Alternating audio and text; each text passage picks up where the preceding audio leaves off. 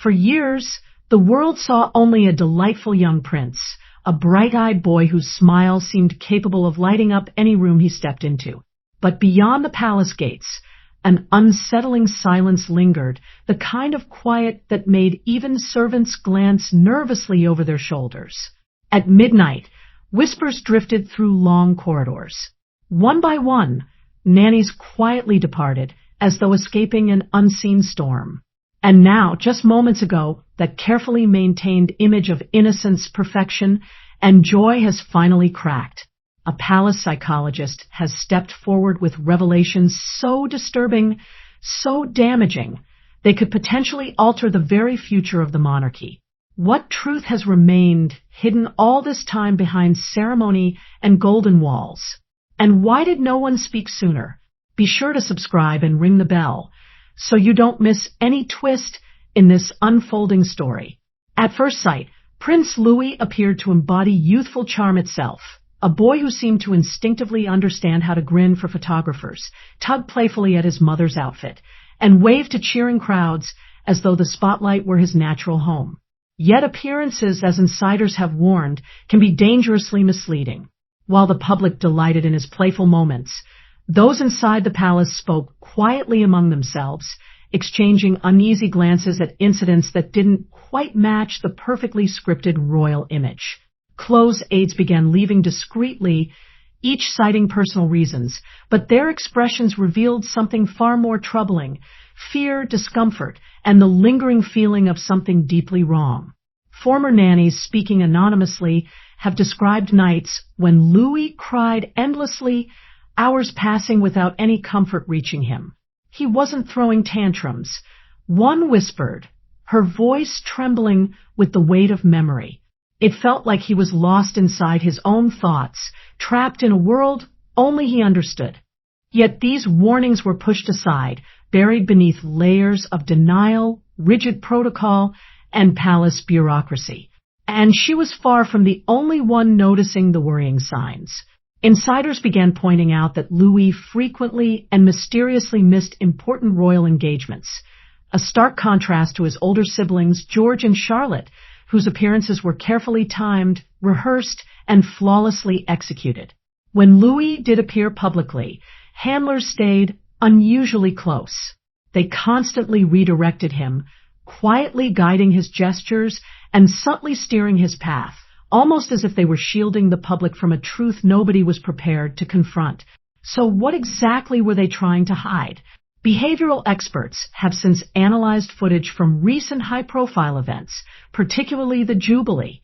Every blink, every slight flinch, every sudden gesture has been examined with meticulous scrutiny. Specialists noted Louis's complete emotional detachment during thunderous applause, followed moments later by sudden bursts of what appeared to be rehearsed laughter, behavior that seemed far beyond ordinary childhood quirks. This wasn't simply unusual. It was deeply concerning.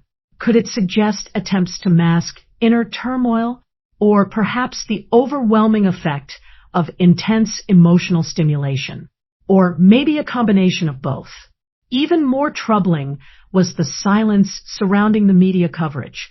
Televised broadcasts of his appearances conveniently excluded certain moments entirely.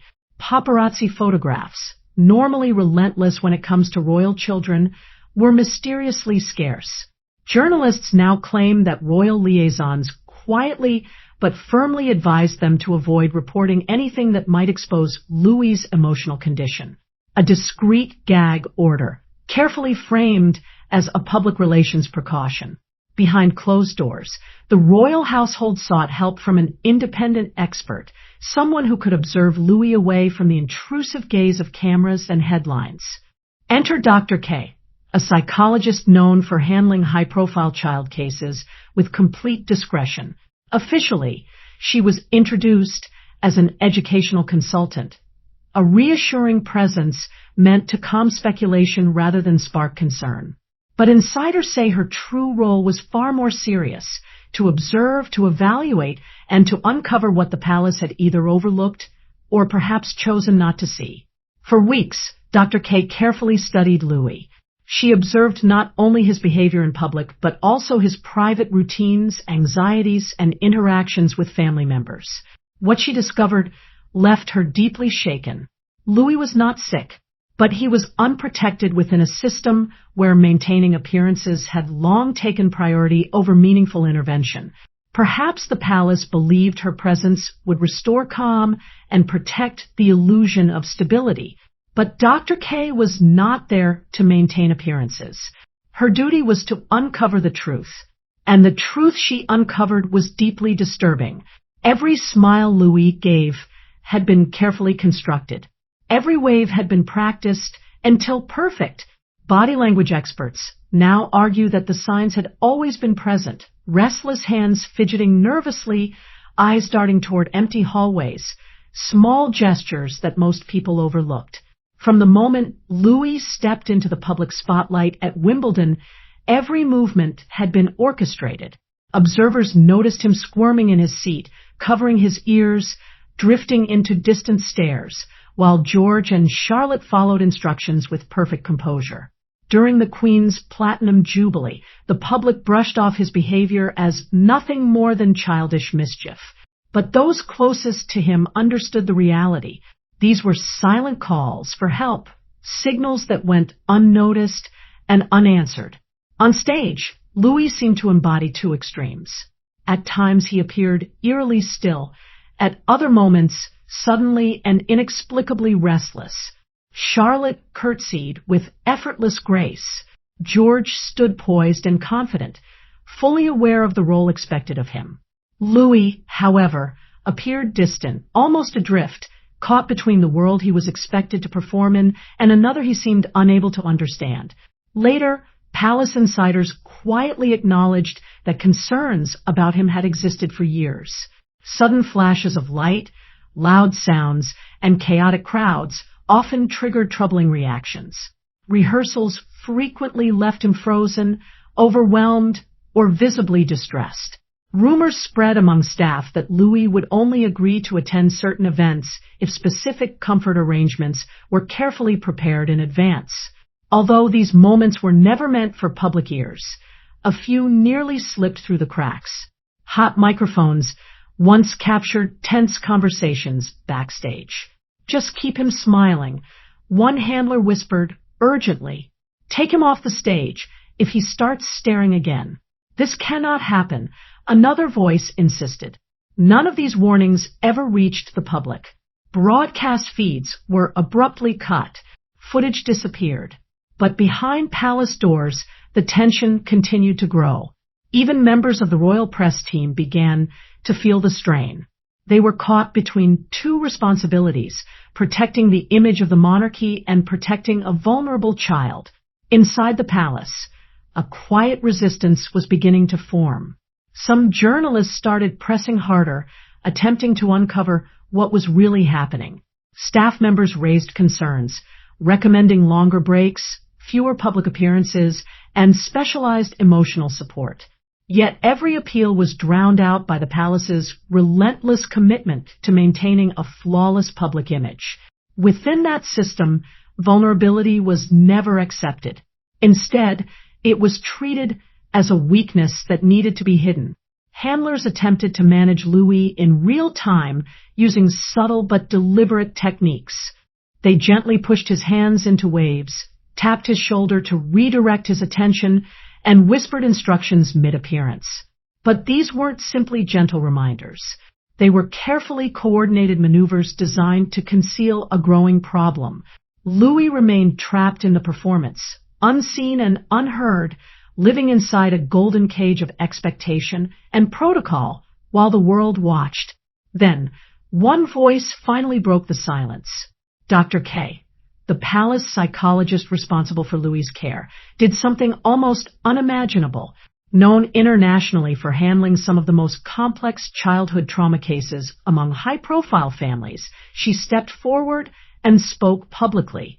Her revelations exposed a system built on secrecy, denial, and emotional neglect. She was not an ordinary advisor. Bound by strict confidentiality and royal security clearances, she had originally entered the palace as a source of support, not criticism. But the evidence of suffering forced her hand. During private sessions, Louie often spoke softly, as if struggling to find the breath to form his words. "Why do I have to smile when I'm scared?" he once asked. The question deeply unsettled Dr. K. He described feeling overwhelmed by loud environments, confused about why he had to stand before cameras, and unsure which moments of his life were real and which were part of a performance. "They only see me when I'm happy," he said, a heartbreaking glimpse into how invisible he felt. These weren't tantrums, Dr. K later explained. They were early warning signs of significant emotional distress. Time after time, she urged senior palace officials to reduce Louie's public appearances. She stressed that he required specialized clinical care, not more rehearsals, photo opportunities, or scripted appearances. But her warnings were repeatedly brushed aside. Officials insisted that the public needed to see a happy, united royal family. Yet everyone inside the palace understood the reality. Louie was not okay. In the weeks that followed, Dr. K's sessions with Prince Louie became increasingly intense. Slowly, she began uncovering layers of behavior that had long remained hidden behind the palace walls. The lively, occasionally mischievous child who once charmed photographers gradually withdrew into long periods of silence. The spark that once captivated the public began to fade. Observers noticed that he often avoided eye contact, scanning rooms as if desperately searching for somewhere he could breathe freely, somewhere the cameras, flashing lights, and crowds could not reach him. "I just want to go somewhere quiet," he reportedly whispered during one session. But there's always a camera. It was a simple request, yet it carried a burden far beyond his years. For Dr. K, that moment changed everything. She realized she could no longer remain silent or complicit in the palace's carefully staged image of perfection. The palace assumed that if she resigned, the matter would disappear quietly. They expected her to step away, submit her reports, and allow the institution to move forward as though nothing had happened. But that is not what followed. Within hours of her departure, a copy of Dr. K's final internal report began circulating among an international network of child mental health professionals. Experts quickly recognized the document for what it truly was, not an attack meant to embarrass the royal family nor fodder for sensational headlines, but a desperate call for accountability. It was an attempt to protect a child who had been suffering quietly in plain sight. The report exposed troubling patterns, systemic neglect, emotional mismanagement, and a relentless focus on public appearance over the psychological well-being of a young prince. Dr. K's actions were not retaliatory. They were protective, driven by a deep sense of responsibility toward a child who had been invisible to the world. But the consequences of her decision were immediate and explosive. For the first time in decades, a royal scandal erupted that had nothing to do with wealth, affairs, or political intrigue. It was a scandal centered on something far more delicate, the emotional and psychological well-being of the youngest royal heir, silenced by duty, restrained by protocol, and confined within a system that demanded flawless perfection at all times. So what exactly did the report uncover, and why did it force Kensington Palace into near total lockdown? Although the report was written in careful clinical language, its implications were deeply troubling. Prince Louie, long portrayed as the mischievous, carefree child adored by the public, was reportedly living with a neurological and emotional condition so rare and complicated that even experienced pediatric specialists found it astonishing. For privacy reasons, the condition was never named in the report. Instead, it described a cluster of symptoms: repeated social withdrawal, extreme sensitivity to sensory stimulation, and powerful emotional responses that could appear suddenly and without warning. In simple terms, Louis struggled to cope with the overwhelming pressures of royal life. He was described as intelligent, articulate, and academically gifted, yet the relentless expectations placed upon him Flashing cameras, roaring crowds, and the constant gaze of the public could push him toward emotional overload. At one moment, he might appear calm and composed. The next, he could retreat into complete shutdown or intense distress. Each public appearance, therefore, became more than a ceremonial duty. It was both a performance and a psychological trial, placing him under continuous emotional pressure. Dr. K's evaluation was detailed and measured. According to her findings, Louie possessed remarkable resilience, but his condition required stable, calm, and supportive environments, along with consistent emotional care. Those needs stood in sharp contrast to the rigid and highly visible framework of royal life. The report also emphasized that public appearances often acted as triggers, amplifying his symptoms and creating cycles of stress, exhaustion, and emotional fatigue. Then, on page 14, Dr. K wrote a sentence that echoed through palace corridors like a warning bell. If left unaddressed, these patterns could eventually develop into a profound identity crisis, one that might even affect the foundations of succession and constitutional stability. This was not a casual suggestion. It was a serious alert for an institution built on the appearance of stability, heritage, and unwavering strength. The monarchy depends heavily on projecting composure and control. Every gesture, every appearance, every carefully measured action is examined as proof of continuity. So if the youngest royal heir, once seen as delightfully unpredictable, was quietly struggling behind the scenes, what would that mean for the future of the institution? Could a centuries-old system built on flawless appearances make room for vulnerability? Could empathy take precedence over image? The opportunity existed, but the palace did not take it. Instead, it chose control over compassion. Their response was deliberate, calculated, and meticulously designed to conceal the truth, a reaction many considered even more unsettling than the diagnosis itself. Despite the report's confidential status, fragments of reality slowly began to surface, carefully shaped for public consumption. Leaked emails, strategic media silence, and carefully staged photographs suggested that the palace was determined to reshape the narrative with absolute precision. Within hours, Kensington Palace launched a coordinated campaign of controlled visibility. Suddenly, Prince Louie appeared everywhere. He was seen holding Catherine's hand during family walks, smiling in what appeared to be spontaneous photographs, laughing in playful moments inside palace gardens. To the public, it looked like the same cheerful child they had always adored. But insiders later revealed that these scenes were far from spontaneous. Every photograph, every frame had been carefully arranged. Press photographers worked under strict non-disclosure agreements, ensuring that each image aligned perfectly with the palace's intended narrative. Every smile, every glance, every playful gesture served a purpose: to divert attention from the deeper reality beneath the surface. The timing of this sudden visibility was no coincidence. Sources suggest it was part of a larger crisis management strategy designed to quietly control the unfolding situation.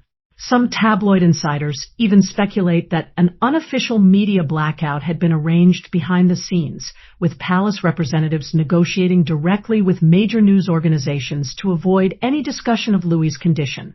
In exchange, editors were allegedly granted early access to harmless royal updates and exclusive stories, a quiet bargain that kept the prince's struggle hidden beneath layers of charm and carefully curated innocence. Within days, the internet filled with cheerful photos and playful headlines. Stories focused on Louis's amusing expressions, his mischievous personality, and his lively antics. The narrative painted him as the cheeky, energetic, lovable prince the public adored. And with every smiling photograph, attention drifted further away from the quiet psychological burden he was carrying behind the scenes. The narrative presented to the public was carefully constructed, designed to distract, entertain, and normalize a polished facade that concealed a deeply private and painful reality. But the stakes extended far beyond public perception. If even part of K's findings prove accurate, then this story is no longer simply about a child struggling under extraordinary pressure. It becomes a much larger question about an ancient institution that may have chosen image over care. The central issue is no longer just what Prince Louie is experiencing behind palace walls. The deeper concern is how far the palace is willing to go to protect its carefully crafted image, even if doing so comes at the expense of a child's well-being. How far will tradition, protocol, and the projection of royal authority push the system towards silence and suppression? Can the monarchy adapt and evolve, or will it continue to place public perception above compassion? One thing, however, remains certain. This story is far from finished. The layers of secrecy, the carefully controlled narratives, and the quiet struggle surrounding Prince Louis are still unfolding. And as the palace confronts this unprecedented situation, one fact is becoming increasingly clear. Whatever happens next could reshape everything the public believes it knows about the royal family. So make sure to subscribe and turn on notifications, because the next chapter of this story may change the way the world views the monarchy forever.